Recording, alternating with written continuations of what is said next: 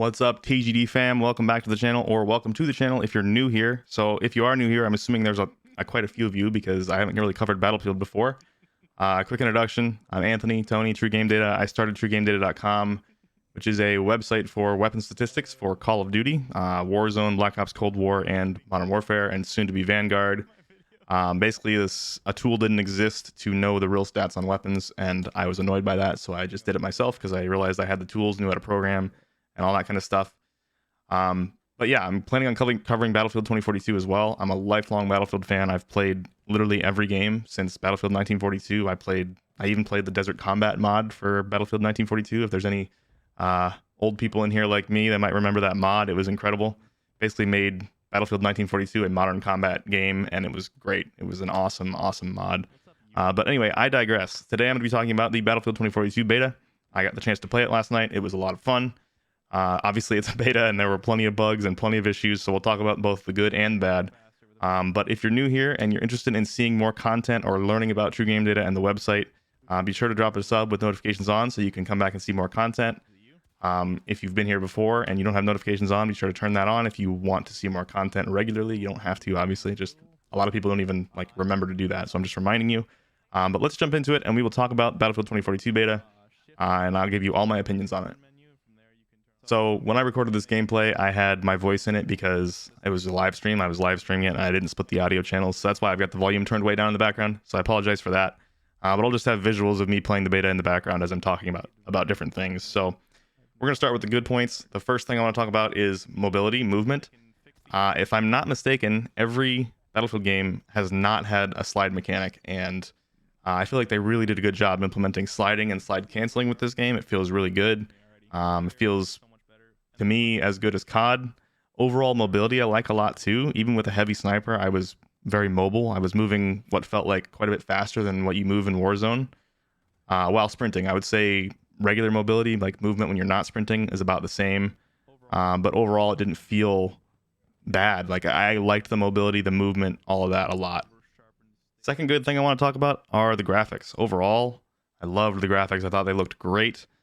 The environments, the weather, the unique dynamic weather in every game. Some games are going to have rain, some games are going to be sunny skies, some games are going to have tornadoes, as well as the world being dynamic in Battlefield games. If you haven't played them before, pretty much everything is destructible. So like a tank shoots a building, the wall will explode where the shell hit the building. That's really cool and creates dynamic gameplay, as well as dynamic environments. So like on this map, there's a spaceship, a rocket ship, and sometimes it will take off and successfully make it up into the air. Sometimes it will blow up on the launch pad and completely destroy the area around it. Sometimes there's a tornado that comes through and destroys the map. It's really cool and creates very dynamic games, and I'll talk more about that later on as well when I'm talking about a battle royale with the Battlefield engine. The one thing I would say about the graphics, they seemed really over sharpened. It seemed like there was really no option for anti-aliasing to remove those jagged edges.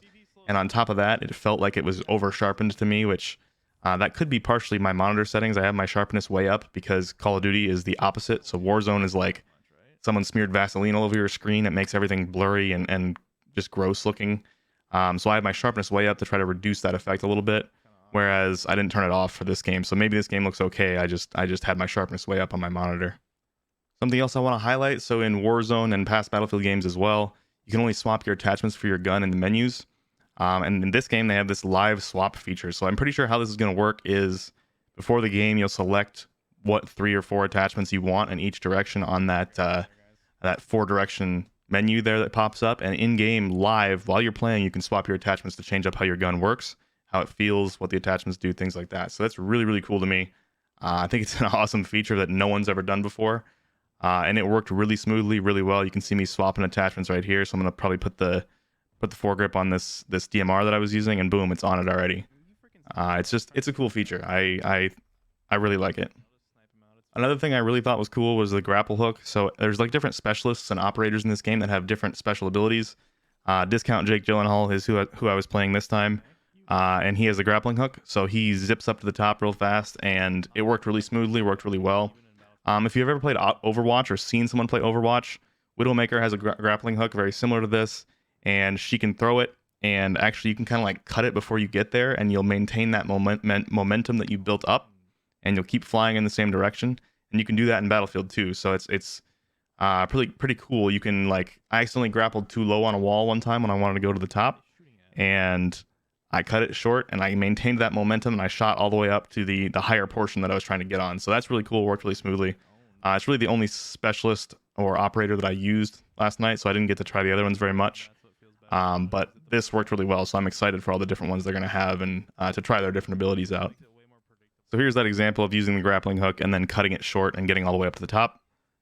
I cut it short and maintained that momentum and went all the way up to the edge on top of the building. So the first downside I want to talk about is going to be performance. Now, again, this is the beta, so this could have been optimized much better by the time the game comes out. But I have pretty much the fastest gaming PC you can buy right now. I have a 3090 with the 5950X processor. So it's pretty close to as fast as you can get for gaming. In some games, Intel's going to outperform, but just depends on the game, really. But anyway, running at 1440p with all my settings maxed, I'd get around 100 FPS, which isn't bad. I mean, that's good, actually. I mean, 100 FPS is good, but for the most powerful gaming PC you can buy, maybe a little bit more would be nice. And when you lower the settings, so I put my settings all the way down on minimum, I only got up to between like 120 and 140 FPS. So there's not a big difference in performance. And honestly, there's not a big difference in visuals either. And what just happened in the background there is something else I want to highlight that is a good thing, I think. You can shoot while you're parachuting, you can shoot while you're on the grappling hook, and you can shoot while you're taking a zip line. All these things are stuff that should be in Warzone, because when you're parachuting in Warzone, you're completely helpless. When you're taking a zip line, you're completely helpless, and the animation takes forever to get off of it, so you just get fried if you ever take a zip line. And I just think that's silly. I like that in this game you actually have a chance if there's a guy at the top of the zip line when you take it, whereas in COD you're just literally 100% dead. 100% dead if you take a zip line and there's someone waiting at the top. So just some little minor things there I want to talk about. I think those are nice benefits. Another small thing that's a big positive to me is how beautiful and clear and crisp the tracers are. So this is a perfect example right here. I can see my tracer and see exactly where it's going and correct for my shot based on that. You have a perfectly clear picture of the bullet as it's traveling, and it just looks better overall than they do in Warzone or Modern Warfare. When I first got in the game, the aiming felt really awkward to me, like just felt off. It basically felt like there was acceleration, and that's what I said, and I looked in the settings, and it turns out that for some reason mouse acceleration's on by default. So you want to, if you're playing PC with a controller or with a mouse, you want to go in the settings, turn on raw mouse input. Basically that disables acceleration. I don't know why it's on by default, because I don't think anyone on the planet wants that. But just make sure you turn that off, and it'll make your aiming feel a lot more like Call of Duty. With some tweaking of settings, it felt pretty much the same to me as Call of Duty, which is really pretty nice. I mean, within like 30 seconds or a minute, I was able to get relatively close matched settings to my my Warzone settings. So some more things I didn't like. Well, one, you can see a bug here where I had a constant hit marker on my screen. Again, beta, I'm sure they're going to fix that before launch, but just something to note in the beta. The guns also have a weird ADS animation compared to Warzone, where basically your FOV is completely changed before the sight even comes close to being where it's supposed to be. So you get the zoom effect before your optics even in front of you. And that just feels weird. It's just something you'd get used to if you played the game, but it's just different than Warzone. It seems like it should be a gradual change like Warzone, where the reticle comes into the center at the same time that your FOV shift is completed. But it's just a difference in the games, and I'm sure I'd get used to it with time. For some reason, there's also some choppiness that happens with the FPS. So there's like FPS drops when you ADS, as well as other actions. So that was kind of disorienting and annoying. If they can smooth that out, I think gunplay is going to feel really good. Those two things, the ADS animation being a little odd, and then the FPS drops. If they fix those two things, I actually think gunplay is going to feel really good in this game, especially with how nice mobility is and slide canceling and things like that. I think a lot of people are going to like how the gunplay feels. So there are definitely still some bugs. You'll see here in a second one of the bugs I ran into. Some really hilarious bugs that just made me laugh a lot as it was happening. Again, it's a beta. It's coming out in 6 weeks, so they've got time to fix some of this stuff. And it's also been said that this is a build that's like 1 to 2 months old. So maybe they've already fixed some of this stuff. But you can see here, this is one of the funny bugs. Oh my god, it's Superman! I'm dying.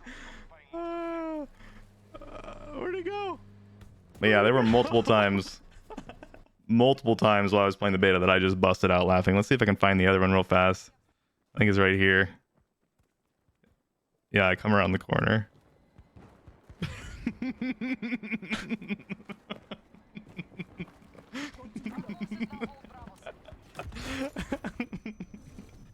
So yeah, plenty of bugs, but it's a beta. You gotta expect that. Hopefully all this stuff gets better with time. Of all the things, sniping was what I enjoyed the most for sure. Here was one of my really good clips from last night. Just a quick little triple kill with the sniper. It felt great to me. It just feels so good. Let's go.